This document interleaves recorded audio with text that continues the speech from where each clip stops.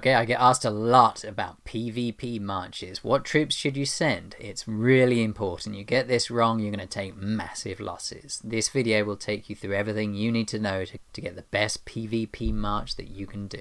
Now with Amazon App Store and the Amazon App Coin system, you can get up to a 20% discount if you're in one of the selected regions. Do check out this video here for more details. Okay, so PvP, player versus player. You're fighting another player and it's not going as well as you hoped. Or you just want to do better and save yourself a few troops in future. Why not? When it comes to PvP, player versus player marches, you've got a couple of key aspects. One is what troops you're going to send and in what ratio. Now this is really, really important. If you send the wrong troops, it's going to be a disaster. So first up, you want to make sure that you've got a well-balanced force. But what's a good balance? Now I've got my own PvP calculator, which I'll share the link to in the description. Otherwise there's also one by Siri as well, and Poker Mountain had his own one, so there's a lot of different options out there. Mostly they're based around the same factors, which is getting a good ratio of your infantry to bow to cavalry. What's the ratio and what level troops? So what tier troops are you going to be sending?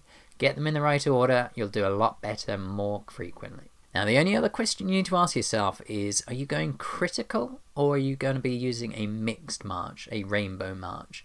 Now critical is really, really specific. If you've not got a great critical score, at least 30%, and from what I've been hearing online it might be 33%, a mixed march could well do better for you. So do check it out. You can do lots of tests. I'll do a separate video actually on how to properly test your marches to make sure that you're not getting bad data. Really easy to do a bad test and think that you've got much better results than you have. So a critical march, please check out my video here for more on the difference between critical marches and standard marches. There's a lot to it, but the basic principle is as long as your critical march is at the high enough level, you should be giving up on your mixed march. But when you're a beginner, mixed march is the way to go. That is a lot of all your different troops, not just 6 different types of troops like a critical march will be using. Okay, so here is my troop march calculator. Now, I say there are other tools available. I'll take you through this one here. I've got a video here for the comparison of Siri's troop march calculator, so that's worth a watch. Now, let's have a look. Basic principles. Once you've decided if you're going critical or you're going mixed, I do also on my calculator have a top tier march for those people who just don't have 6 tiers of troops. My general recommendation is that critical marches will beat top tier only marches. So it's worth training that second tier of troop. Even if you think, wow, the 13s are better than the 12s or the 12s are better than the 11s, actually the mixture is still more powerful. So please, if you have to use the top tier, feel free to use it, but I still recommend training up troops to make sure you can do the critical march. Now if we're looking at the mixed march, this is the first march you're likely to be doing. The basic principles, let's drop it down because most T13s probably wouldn't be using this type of a march. So let's say you're using T8 troops for your march. Mixed march, you won't be using that many troops either, so let's drop that down a bit more. Okay, so you've decided you're going to be using the mixed march approach. So type in your march capacity here and then select mixed from the march selection. Type in your highest tier troop that you've got. In this case I'm assuming you've got T8s for example. And now it will give you a breakdown of each of the different troops that the number of troops you should be sending. Now this is a guideline. You might find you don't have quite enough T2s or you might have gaps here or there. So play around with it. Just make it fit the number of troops you've got. Don't push too hard. But if you're way off, so if you've only got a few thousand T8s and you think, well, if I do 1,000 of each or 10,000 of each, no, your top tier troops should be way bigger than your other tiers. You can see that I've got 65,000 infantry T8 compared to 3,870 T7. Really important that you get those top tier troops up. Those are the most important ones. All the ones below you can have in smaller quantities, so those can change. The top tier, try and make sure you're getting much closer to these numbers. So yeah, you're never going to be able to do this on the fly, are you? So what you want to do is make sure that you've got these marches set up in your preset. So if you go to march here and then select one of your slots and then make sure that you're trying to match that as best as possible. Try and get all the way down. You can see my current march is actually not matched. It's a bit embarrassing. Maybe I should match it. Now it can take a long time. That's one of the other reasons people like moving to a critical march, is it's way easier to set them up.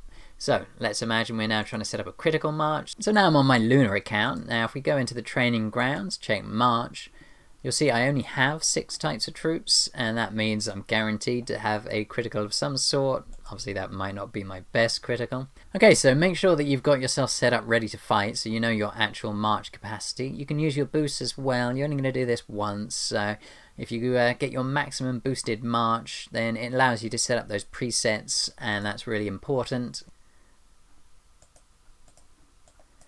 So I'll typically have a march capacity boost running. So now if you go to your march, click on one of these slots that you want to use your best march in. So now I know my biggest standard march is 564775. Now there are ways you can boost it further, and you could have a separate march for your more boosted, so for your 10% bonus from your Lord Talents, for example, also for the Crown of Command. It's up to you how high and how regularly you're going to fight with those, whether this standard march should have that or not. Up to you. Now for me, I'm just going to do it with my 564 march. It's the one I use all the time. So if we go to the calculator, 564775. Now I want to be doing a critical march, so I'll set that to crit. And my top tier is T13. So now you can see it's recommending a 218,568 march for the T13 Infantry. 101,660 for my Cavalry. Now we're looking at the T12s. You'll see there's a note that's popped up on this now, which tells me, actually, maybe I should consider using T11s instead of T12 Cavalry. The reason for that is that T11 Cavalry are heavy cavalry, and all the other cavalry above that are light cavalry. So what you're doing is you're creating a strength in light cavalry and a strength in the heavy cavalry. If you've got a T13 and a T12 cavalry, you're effectively getting 2 light cavalry. So T12 is basically just a worse version of T13. The benefits of mixing are a lot less strong for a T13 to T12. There is a benefit, it's a slight mix. However, the bigger benefit is having light and heavy, and you get the strengths of both. So it is actually probably better to use T11. My calculator, unfortunately, is not sophisticated enough to do that, so I do apologise, but it is sophisticated enough to tell you. So if you follow the notes on that, unfortunately, I don't have T12 Cavalry or T11 Cavalry, so I'm just going to ditch that.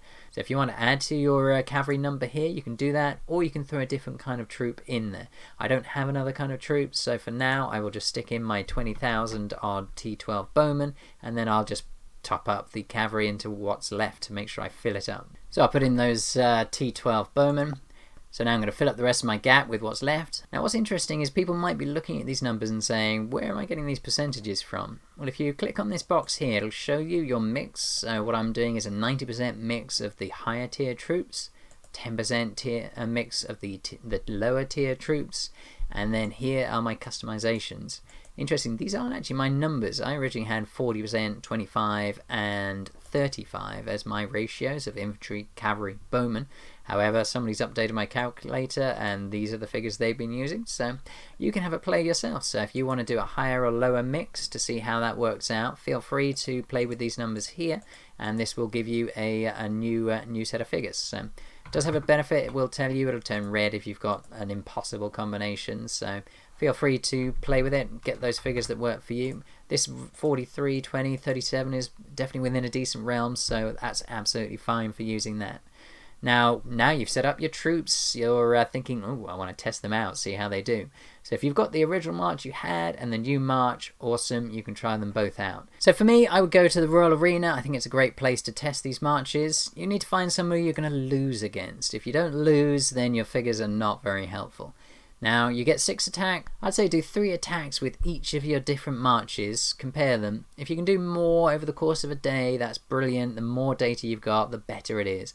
Critical marches, they've got a really big variance. Sometimes the critical march will be absolute smash, other times it will barely hit at all. It's very inconsistent, so if you're comparing critical to a mixed march is much more consistent, and a critical march can be wow.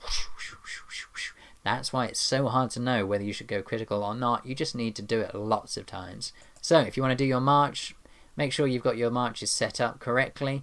Now, of course, your march might be different in the Royal Arena than your other march you just set up, which is not ideal. However, you can use the closest version, so you can run the march calculator again if you want to be really careful to make sure this data is correct. 512, or you can set that figure and it will hack out troops from somewhere. In this case, it's hacked out all of my T12, so actually that's a pretty high price to pay. So if you do that fresh march for the lower figures, that's absolutely fine, and then you can definitely work out if it's the march. This is answering the question, should you go critical or should you go mixed? If you're trying to do that, make sure you've got your numbers correct for what you can test in the Royal Arena. Do the march 3 times, and what you'll be getting here is your defeat figures. So the bottom line would be, it's easiest to check troops you lose versus the troops they lose. What's the difference? Just write down the number, one minus the other, and do this 3 times with your different marches. And then you can take the average, see how you performed over those 3 marches, then check it against your other march. So let's say we wanted to do a much higher cav march, and try that one. So now you can see 287 minus 181. Let's run it again. 275 versus 190. So if you wanted to check the ones you've already done, if you go to the battle log here and go to loot log at the top here, you can now check your previous marches if you forgot to write them down. So you can see I had 267 versus 199, and my best march here was 275 versus 190.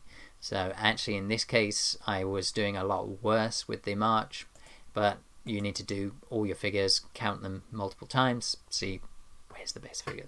How are you going to do on average? Don't just take your best one, take 3, take your averages, compare the 2. You now know pretty good idea whether or not the second or the first march is the way to go.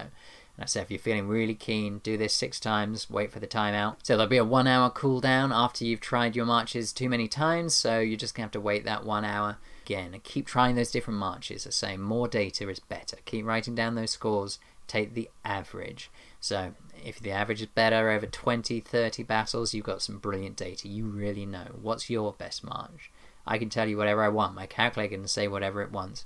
Your data will vary. You might have brilliant cav stats or brilliant bow stats. That is going to affect this. So you need to use the calculator to give you a great first march, but you're the one. You can make some real big changes. If you spend a lot of time fiddling with your numbers, getting the best result, you can make your forces fight so much better. I can give you a great starting point, but you can take it to that whole next level. Awesome. Now I've got a couple of other notes here. Now if you're testing, some people will test on tiles against other players, so that's brilliant. If you're happy to lose those troops, do them in ratios, much smaller numbers. You don't want to have massive losses if you're attacking. Now if you're battling on tiles, that's great that your troops will go to the hospital as opposed to fighting against a city where you're going to lose real troops. Just to note that defenders will get attacked, so the attacker fights first, defender fights back. So you will have lost a bunch of troops when your defenders fight back, so the person who goes first has a big advantage in these tests. So don't assume that you can just alternate, I'll go first, you go first, and that's good data. It's not. It is slightly different. If you've made it this far, thank you so much for sticking with me. Chuck in the comments down below. PvP calculators are awesome, and I'll know that you're still with me. Now do check out my channel. I've got so much stuff on there about Lunar, Solar, how to improve your marches. My ultimate fighting guide is a whole series from A to Z about everything you need to know about fighting. That playlist is right here, so please do check that out. Thanks for watching today.